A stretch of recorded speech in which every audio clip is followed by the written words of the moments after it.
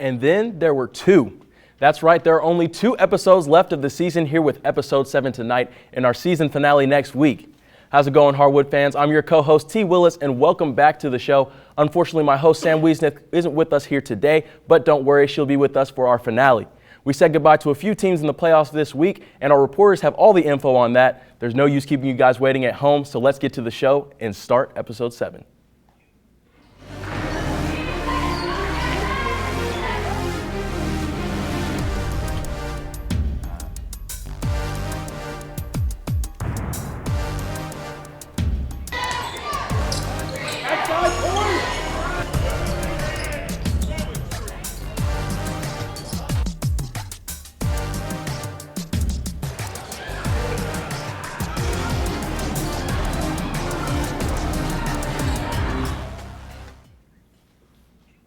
We start off the show with a bit of a throwback to last year, the dynamic duo of online hosts, as current Vinton County lead reporter Jacob Murray breaks down the end of the boys basketball season. Ooh, T, it feels good to be back after being benched for the last couple of weeks, but I am ready to roll.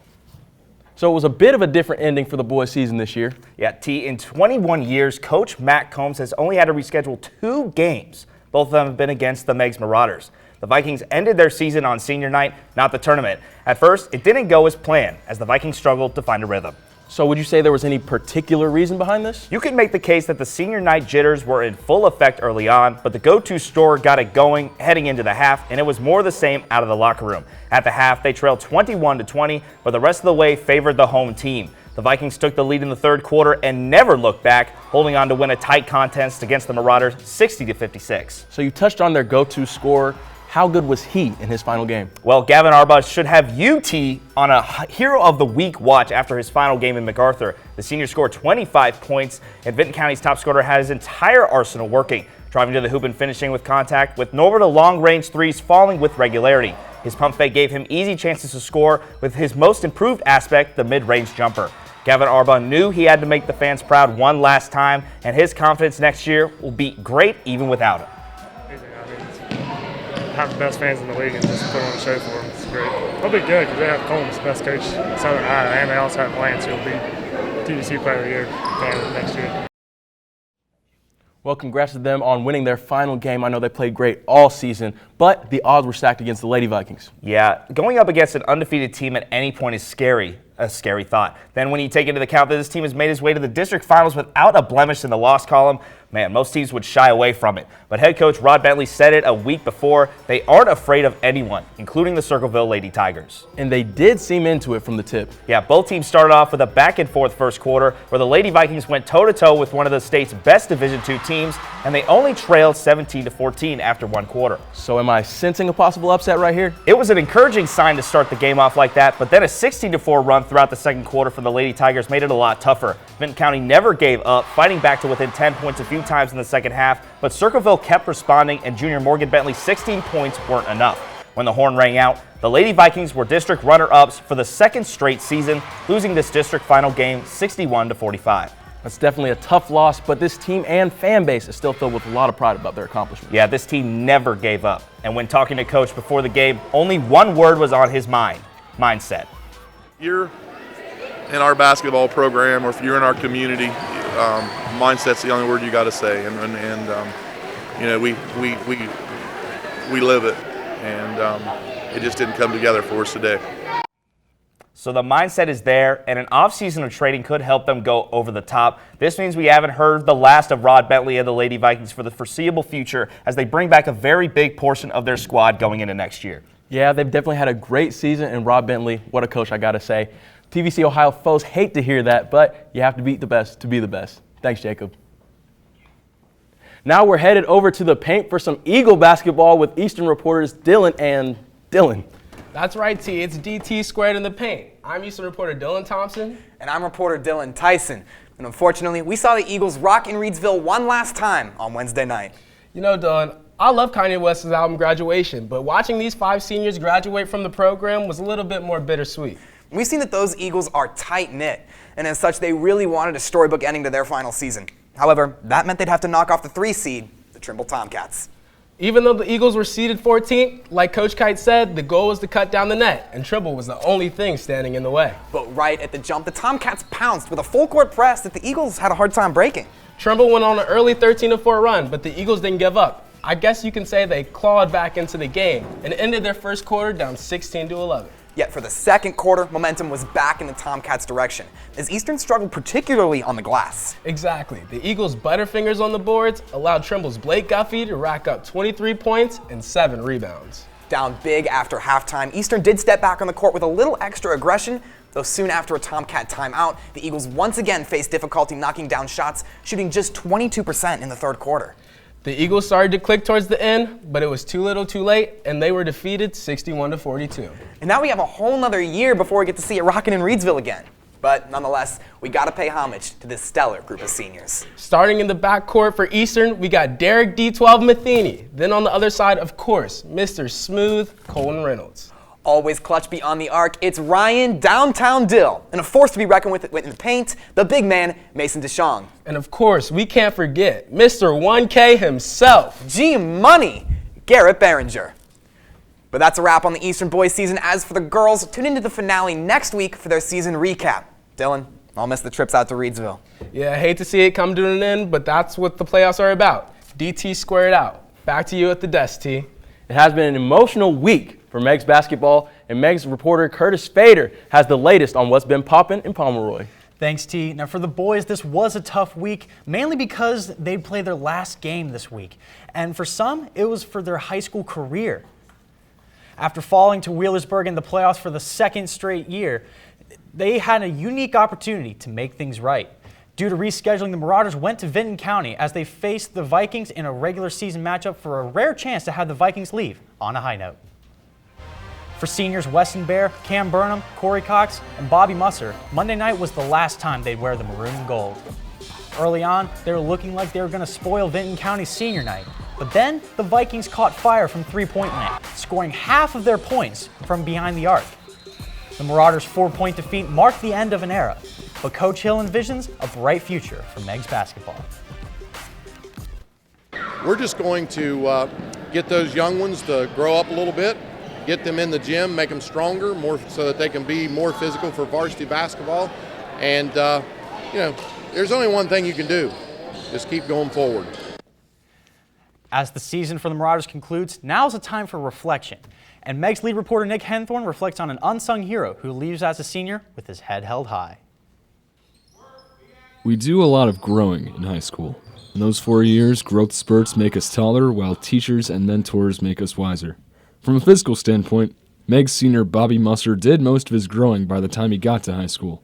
The 6'5" center came into the Marauders' basketball program with the one thing you can't teach, height.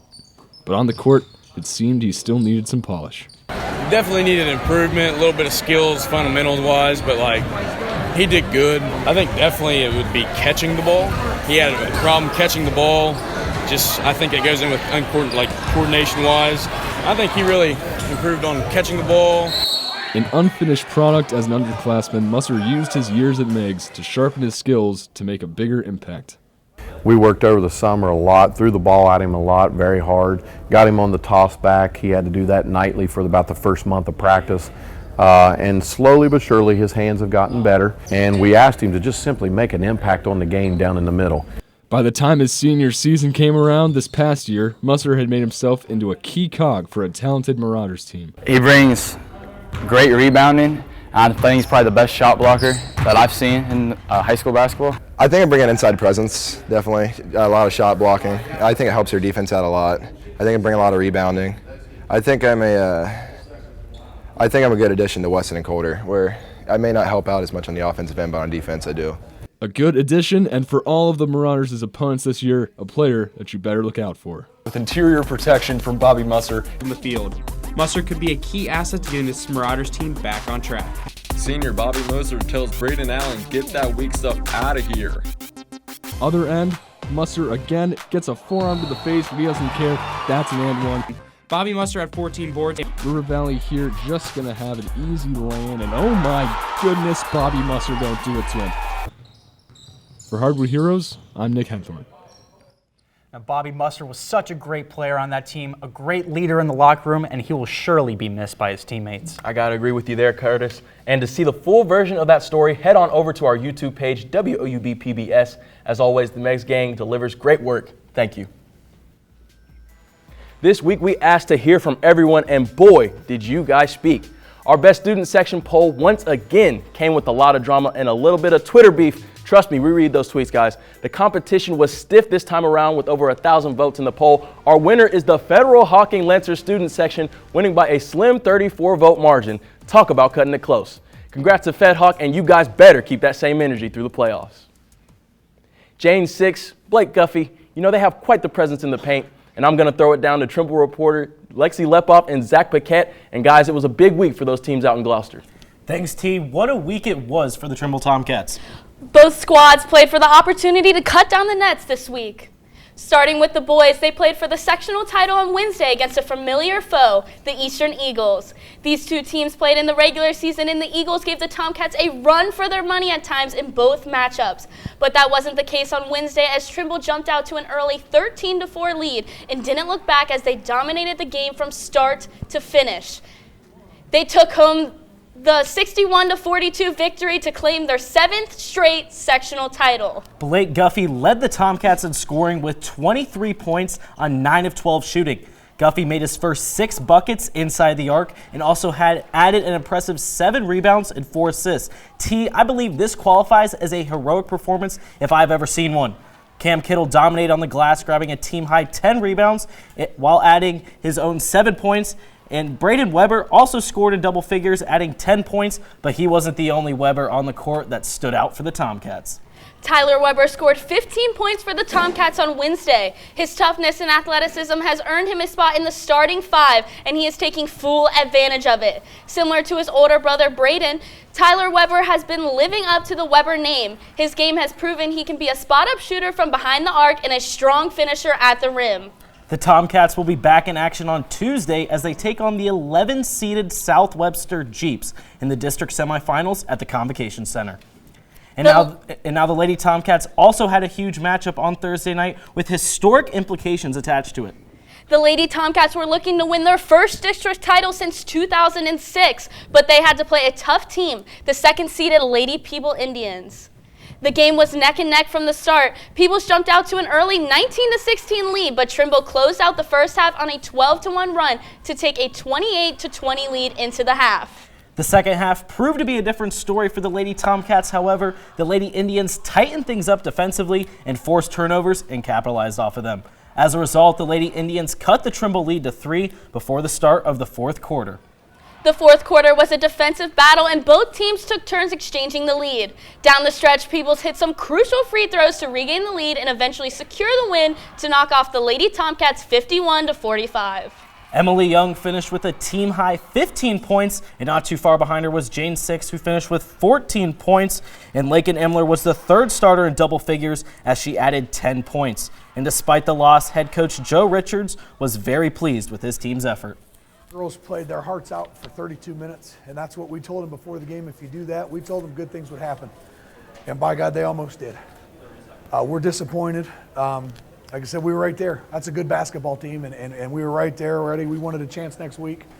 We'll dwell on this, and we just told the girls, they played their butts off, keep their heads up. Obviously not the ending the Lady Tomcats were looking for, but there is still a lot to look forward to next year with this young team, as they're not graduating any seniors and their whole starting 5 should be returning. That's right, Zach. At least Trimble still has one playoff team still in the hunt. That's right. We'll get to see how the Trimble Tomcats do next week. Thanks for the update, you guys. Shout out to all my readers out there. For those who prefer to see the game just a little different, we have got just what you need. Our reporters have more than enough written content for you to check out on our webpage, as they have all season long. We have all the info you need with recaps of your favorite teams in the playoffs, so go ahead and make your way on over to our webpage and visit woub.org/heroes. If you want to take a closer look at these games with more in-depth reporting and see what reporters and players had to say, then our website is your destination. That's woub.org/heroes. Now joining me to talk about some Nelsonville-York girls hoops, it's lead reporter Will Price. The girls' season came to a close 2 weeks ago in the sectional final, but they still had a fantastic season. there were a lot of positives to take away for the Lady Buckeyes this year. For NY, it starts with Mackenzie Hurd. She took a huge leap this season that helped push the Lady Buckeyes to second in the TVC Ohio. As a sophomore, she's definitely a candidate for our All Futures team next week. As someone who watched the girls all year, that's no surprise. She was an on All Future as a freshman, and she's only gotten better. She's one of the most talented players in our coverage now. And the rest of the TVC Ohio should be on notice as Mackenzie heads into her junior year. She was the star of her squad without a doubt, but basketball's a team sport. So who else powered their team this season? They had a great group of senior starters. Jocelyn Heller, Grace Sinnott, and Haley Hurd were steady contributors to their team every single game. If Mackenzie is the lead singer of the group, these seniors represent the drums, bass guitar, and keyboard players that make sure everything goes smoothly. That's a pretty good analogy, Will. I like that. But what are the biggest things the Lady Buckeyes are going to miss from the senior class? They were a tenacious group, and next year they will have some big shoes to fill. They were so good because it always seemed at least one of the seniors had big contributions. Some nights it was Jocelyn Heller getting hot from the outside. Others, Grace scrapped for loose balls and finished through contact. Haley was a daily double-double threat and a big presence protecting the rim on the defensive end. Coach Bobby Cassidy, who spent all 4 years with this group, said he will miss their toughness the most. 3 seniors really mean a lot to me. And they can't. When I got here, they were all freshmen, so I've been here for their entire ride. And I'm just going to remember their toughness, probably the main thing. Coach Cassidy's bond with this group was unquestionable. While this team badly wanted to claim back-to-back sectional titles, Coach Cassidy said what he looked forward to most is being a part of these seniors' lives after basketball. Truly a terrific trio. Thanks, Will. Makeup tutorials, how-to videos, vlogs, and gaming walkthroughs. Yeah, those are a few things YouTube is good for, but if you're a fan of Hardwood Heroes, our YouTube page is good for all the content you want to see. You can find all of our game recaps from TVC matchups throughout the week that include highlights, coach and player interviews, and our reporters' breakdown of the game. And if you can't get enough of us, we've even got full episodes of Hardwood Heroes on our page as well. So be sure to slide over to the WOUB PBS YouTube page for all the Hardwood Heroes content that you could ever ask for. Heading over to our Athens squad, we've got reporters Chloe G and Jack Demler. What lies ahead for the Bulldogs in the playoffs? Well, T, the Bulldogs have definitely caught a huge break this postseason. The Bulldogs avoided the 3rd-seeded Sheridan Generals, and now thanks to Logan Elm, they avoid the number 2 seed, the Jackson Ironmen. Athens will meet Logan Elm in the convo. They have yet to play a team in the playoffs they haven't seen before. However, while they haven't played Logan Elm in the regular season, they did meet in the playoffs last year in a season head-to-head matchup. Yeah, Chloe, and in last year's matchup, the Athens Bulldogs defeated the Braves 43-40 in overtime to become sectional champions. Yes, but this year, Logan Elm has a duo that seems to match up pretty well with the Braden bunch. Junior guards Isaac Ward and Gabe Chafflin were on fire in their 2 playoff wins. The Bulldogs will definitely have their hands full with this guard duo. Oh, absolutely. And their first playoff game against Miami Trace, they combined for 31 of the team's 51 points. And against Jackson, they each stepped their game up, topping their performance against Miami Trace. Ward went off for 21 points, and Chafflin dropped 18 of his own. And the luck of the draw continues for Athens. If the Bulldogs goes on to win against Logan Elm, they also avoid the number 1 overall seed Fairfield Union. The winner of this game will play the winner of Warren and Waverly in the convo March 5th. And Warren is another team that Athens has seen earlier this season. Athens captured that win 77-65 thanks to a late 4th quarter push. And Waverly has put together a run of their own, so whoever the Bulldogs will see, expect big things coming into that game. People doubted us all season. I mean, when we started this thing, we were picked 4th in our division, in our own conference. So we're used to being doubted, so we played like that all year. Time of this recording, the game has not taken place, so for all game updates and recaps, be sure to check out our social media pages and make sure you check out our website at woub.org/heroes. It'll be interesting to see how the Bulldogs fare with all the upsets happening in their region. Thanks for all the hard work, guys. I'm with Alexander reporter Claire Geary, and Claire, there's a voice that rings throughout Athens County, and many know him by his authentic sound, but most do not know the story behind his voice. You're right, T. This is a story of how one local ended up behind the microphone for not only the Ohio Bobcats, but for the Alexander Spartans as well. Alexander Local School District is located on School Road in Albany, Ohio. Just a short drive from Athens, but the small town a few exits up Route 50 have a passion for basketball. A typical Friday night has the stands filled with family and friends to watch the boys varsity play, with sounds of cheering and clapping. But one voice paves the way, and that is Lou Horvath. Lou fell into announcing after years of working for the Social Security Administration in Athens by doing radio and TV work. But once his son entered junior high, they asked Horvath to announce the soccer games. And since then, he hasn't left press row. But Alexander is where his career of announcing began, and it stems to making the kids having a special moment during the game after a basket or good play for the love of the Albany community. The community knows who I am, and obviously, it's a small place and we all know each other. And I think they respond relatively well. And with such a unique community comes unique taglines for plays and big moments during the game, such as trifecta for a 3-point shot made or drive, basket, sholler for a push in the paint. All of these stem from the creativity of enhancing the experience for the kids. I always say, I'm not the show. I just try to help make it a show for the kids. When it comes time for Lou to hang up his hat, he believes he made an impact. But there is one phrase he doesn't want anyone else to have. Maybe that's an impact I've made. And if it's carried on, it's carried on. But I don't want anybody saying basketball 30 because that's mine. Or the 2-minute line, that's mine. The Spartan season might be over, but Lou's job is not done yet, as he is also the voice for the OHSAA District Tournament games held in the Convocation Center. If you missed him in the red and black, you can always find him where it's green and white. Thanks, Claire. I'm starting to sound a bit like a broken record here, but let's be honest, if you aren't following Hardwood Heroes on Snapchat, you're missing out on so much. Go beyond the game with our digital team in the playoffs and catch all of our stories. We've got big score updates, big plays, fan interaction, and breakdowns of the game as well. The playoffs are winding down, and so is the basketball season as a whole, so check it out while you can. Hit that search bar, type in Hardwood Heroes, and hit the follow button to see everything we have in store for you.